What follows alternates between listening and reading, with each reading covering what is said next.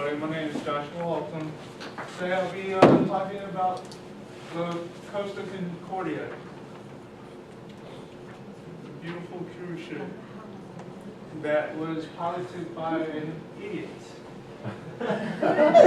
So blind. There was over 4,200 passengers on this cruise liner when she sank on the January 13th of this year.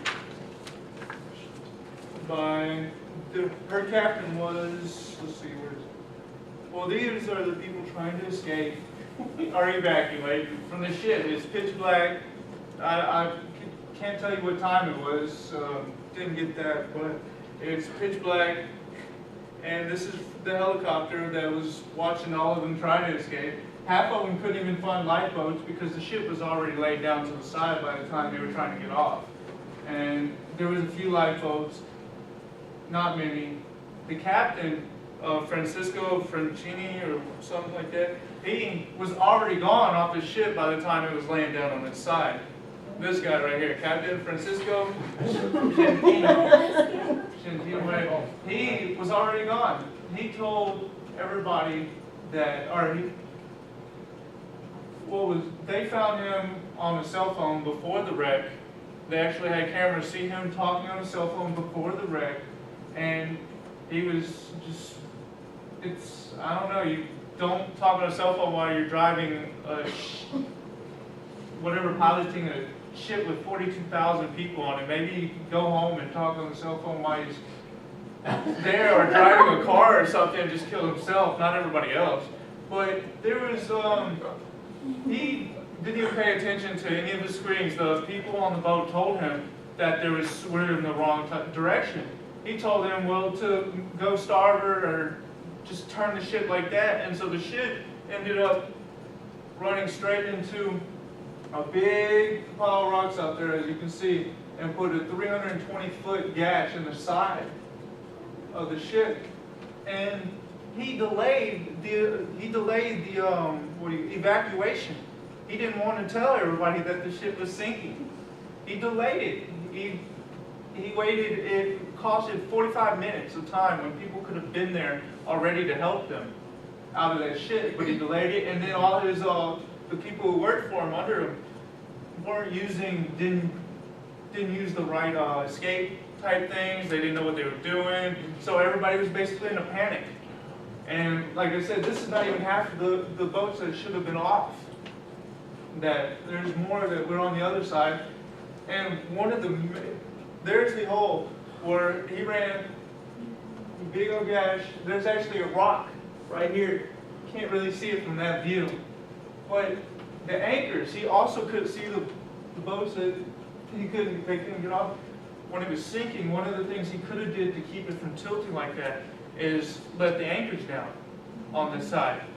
On the other side, or on this side, let the anchors down, and then let these anchors down. You have to do a certain amount of weight, a certain amount of chain at the same time, but he didn't do that. He just threw them down.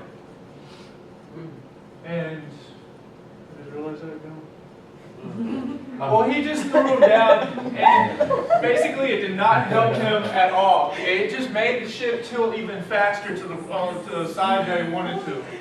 And so he was just arrogant. And these are where I got everything from, the sites and all that, all the resources, National Post, Global Post, the Overbend, MSNBC. They're really good. I like theirs a lot. That's where I got most of these pictures from. And here's from the spaceship, or the space shuttle. Costa Concordia from space. Look how big that is. You say 42,000 people, and then that's crazy. That from the space, you can actually see that. I couldn't even imagine you could be able to see that. Not big, yeah. And she has a couple of sister ships too that were out here somewhere, but the clouds were covering them. And right now they don't even know he's under investigation. Francisco, he's under investigation for manslaughter and abandoning his own ship. Because when they found him, he was off his ship. He was on shore. The Coast Guards and all them made him go back on the ship, which he wouldn't do. And they actually have a telephone call on there where they're telling him to get back on the ship, and he's like, I don't want to. Oh. And you don't do that. That's your ship. You live and you die with your ship. You were the last one off your ship. And that's basically just telling you this is, if you're going to be, I would not want to go on any cruise liner, so he's never going to be there. And he's already had 3 prior incidents. And they still had him on there as a captain. And there's 30 people that are hurt, or no, 30 people that are dead and a couple still missing.